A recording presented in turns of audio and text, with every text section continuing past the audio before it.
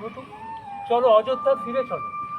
মহারাজ, আপনার ইচ্ছেই পূর্ণ হোক, তবে চলুন। কিন্তু একটা কথা, অযোধ্যাবাসী তার সতীসাধ্বী পুণ্যবতী রানী সীতাকেই মহারানী হিসেবে বিরাজমান দেখতে চায়। মহারাজ, তারা কি আমাকে নিয়ে কোনরূপ সন্দেহ প্রকাশ করেছেন? আপনি আপনি এরূপ কেন বলছেন? তোমার পবিত্রতার পরীক্ষা দিতে তোমায় আর একটি বার অগ্নি পরীক্ষা দিতে হবে। অগ্নি পরীক্ষা? আবারও? কেন আমার প্রতি বারবার এই অবিচার?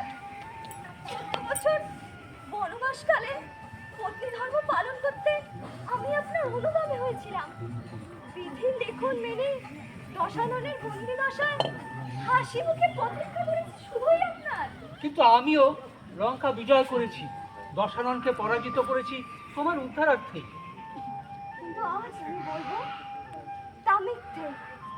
যুদ্ধ জয়ের গরিমাতে আপনি লঙ্কা আক্রমণ করেছিলেন। আসলে আসলে আপনি পরাজিত হতে চাননি, আপনার পরশ সামনে নত হতে দিতে চাইনি। জানো কি, গর্ভাবস্থায় আপনি একজন নারীকে নির্বাসনে পাঠিয়েছিলেন। গভীর অরণ্যে আশ্রমের অবস্থায় কি করে পারলেন তাকে একা ছেড়ে আসতে?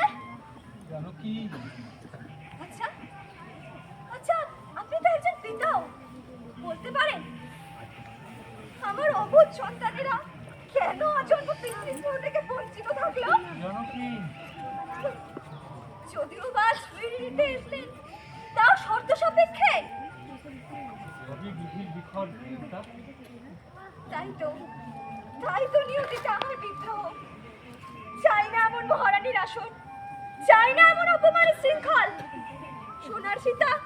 সোনার সীতা পূজিত হয়, আর রক্ত মাংসের সীতা অগ্নি পরীক্ষা দেয়।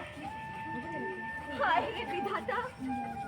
আমরা কেউ সমাজের বাইরে নই সীতা। ধার্মিক রাজা হিসেবে প্রজাদের মর্যাদা রক্ষার জন্য এই সিদ্ধান্ত নিতে আমি বাধ্য হয়েছি। কিন্তু আমি চাই না আর পরীক্ষা দিতে। তুমি ফিরে যাও রামচন্দ্র, তুমি ফিরে যাও। অপমানে লাঞ্ছিত